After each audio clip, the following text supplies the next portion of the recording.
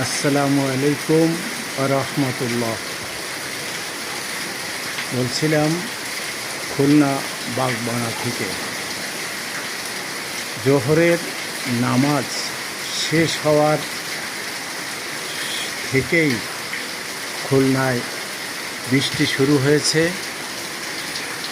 এক নাগাড়ে বৃষ্টি ঝরছে, কিন্তু গুমট ভাব নিবৃত্ত হচ্ছে না।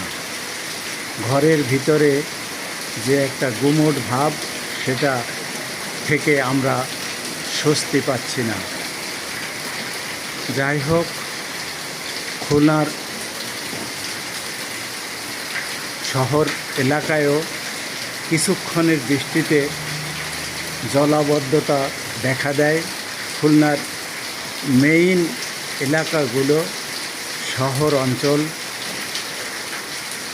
প্লাবিত হয়ে যায়, জনগণের দুর্ভোগ বেড়ে যায়। আল্লাহ তাআলা পরিমিত বৃষ্টি দিয়ে আমাদেরকে হেফাজত করুন এবং শান্তিতে থাকার তৌফিক দান করুন। আমিন সুম্মা আমিন।